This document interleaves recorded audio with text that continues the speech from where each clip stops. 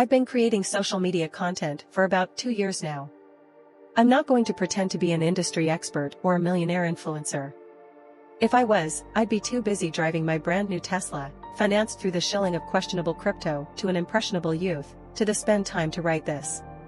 But I'd like to share some things I learned from my success and many failures. I built a small, but moderately successful brand. I had 9K subs on YouTube, with around 1.2 M views, but was more successful doing short-form content with 50K followers on TikTok. I don't know my total views, it's several mil, but 1.5 M likes. My niche was gaming, which I know is a niche many people would like to grow in. I decided to leave my channels behind because I lost my passion for making the content, despite the fact it was becoming more lucrative for me and could have been a full-time job with some hard work. I'll talk more about this later on. My channels aren't linked to my Reddit account, but if anyone wants proof in DM, I'll oblige. I don't go around sharing my old content anyway, because as a 23-year-old man, telling people you played Fortnite for a living doesn't get you quite the same look of respect as if you tell them you're a lawyer. These are some things I learned along the way that I don't think the average how to grow video really tells you. The hidden metric. Every metric, likes, views, comments, etc., is subservient to the one true metric.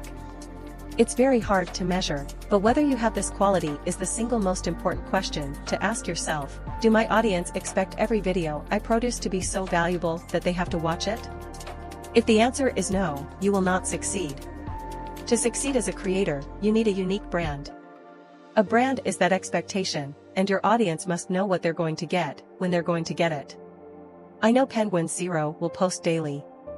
Anyone who watches Penguin Zero knows exactly what he's going to post. Hell, you even know the shirt he is going to wear. Even though his videos are often vaguely titled, like "I made a mistake," with very low production value, include no call to actions or attempt to boost views, his community will follow him to the ends of the earth. Likewise, Internet Historian posts once every 13 years, but you know you're going to get such high-quality, unique storytelling that you will watch anything he posts. I don't care one slightest bit about the Costa Concordia, but I watched the video and Q&A the minute they were uploaded, and I loved them. To call Internet Historian just a commentary channel would be insulting. If his face was ever leaked online, I'd refuse to look at it. Internet Historian is Hide the Pain Herald. Why? A huge part of that brand is the why. It astounds me how many people don't consider this when making a channel, but the second question you need to ask yourself is, why would people even watch my video? The answer to you is obvious, because that will gratify your ego and hopefully make you that sweet YouTuber, ... But your audience don't care one bit about that, especially when they have no relationship to you. You need to create content for your audience, not yourself. A big example is so many people want to make Let's Plays. Why? Because it's fun to play games and looks pretty easy to do. People will not watch you. Stop. You can do that after you build a reputation. You first build your reputation by providing value, the why. Your value can be anything, but you can either teach people something worthwhile, challenge their assumptions about something, move them emotionally, or make them laugh a lot. I started in gaming by teaching people, because I'm not funny and couldn't carry commentary. I built an audience by coaching people for free one by one, made tutorials, and built a community that way. Go out of your way to help people and then they will help you back. The hidden cost of making content. As a content creator, you are a business that has to make a product that outperforms other products.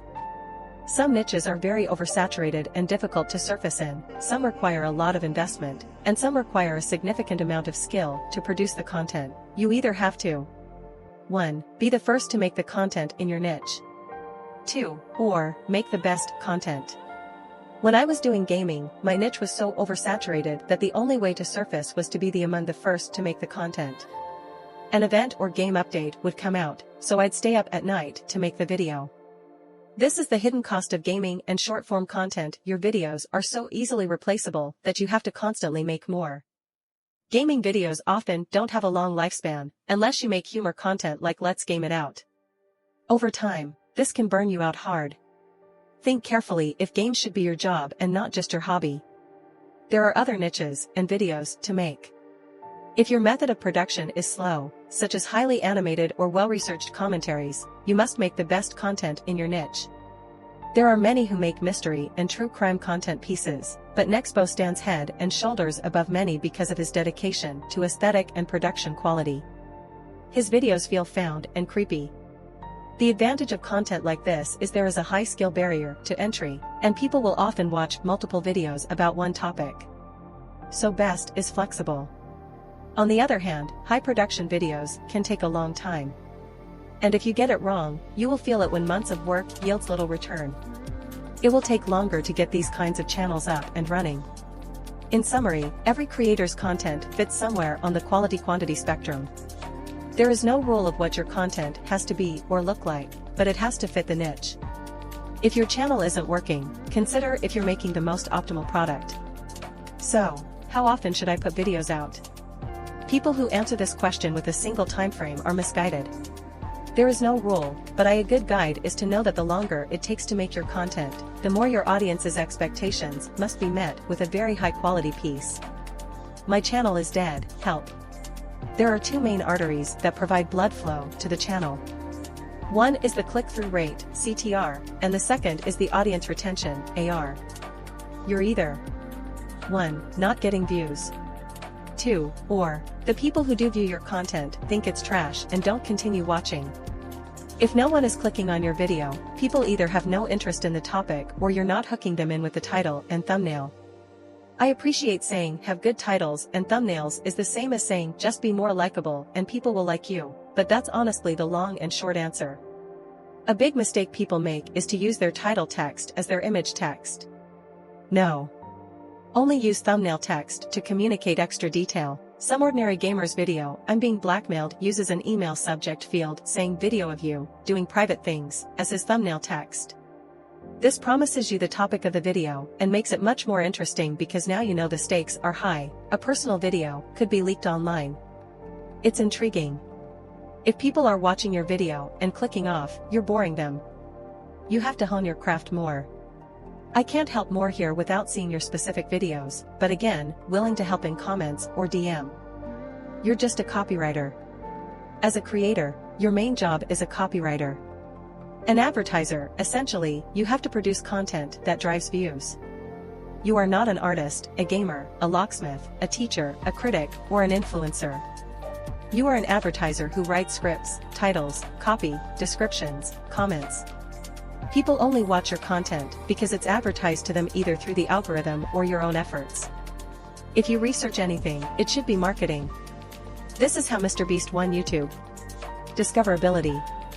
Every social media site has a discoverability rating. This is a score of how likely if you post content on a platform, it will get viewed. Why do the majority of Twitch streamers have 0 to 5 viewers? Because they are wasting their time on a platform with zero discoverability. Use the platforms you will be seen on. Social media is not luck. Luck is simply when opportunity meets preparation. You must prepare your brand for success by using the platforms you are most likely to get discovered on. 1. TikTok, 10 out of 10. You post something good on here, it will get seen. 2. Twitter, 9/10. Great shareability, launched many content creators' careers. 3. Reddit, 8/10. You can literally find people who already want your content. Do it right and Reddit will reward you. 4. Shorts, 7.5 out of 10. Still in infancy, has big potential. 5. YouTube, 6/10. Hard to get seen, but very worth it when you do. 6. Instagram, Facebook, niche sites, 4/10. Some mixed results, niche dependent. I also have limited experience. Instagram Reels has similar potential to TikTok, however. 7. Twitch, 0/10. If you are a streamer right now who streams to less than 10 viewers, don't stream for more than an hour a day. Use the time to make videos. And content. What should I make? Take your top 5 creators. Write 5 adjectives to describe the content each creator makes. For example, I made Fortnite content. I wrote out my top 5 creators, and none of them made Fortnite videos. I left Fortnite. If you predominantly watch video essays on true crime that use a humorous tone narrated by a person in front of a camera, punctuated by B-roll footage, you've just described the content you want to make. This trick may not fit everyone, but it's a good place to start. What tricks do I need to use? We all seek the coveted optimal upload time, tags, keywords, avoiding shadow bans, etc. Be skeptical of anyone who gives you the kind of advice that sounds like, you can't post any earlier than 17:35 Eastern Standard Time because the New York City office workers are still traveling through the subway at 17:15, so they won't see your video. YouTube's algorithm is highly sophisticated and can't be gamed. Make good videos, nothing more, nothing less. Pay no one who offers something that's too good to be true. Scammers everywhere are looking to prey on small YouTubers with promises of increased viewership, massive channel growth, success, fame, etc. They are all scammers. Pay no one. I've never found a single person who offered a paid course on social media growth who knew what they were talking about, and they'll often charge thousands for information of little to no use.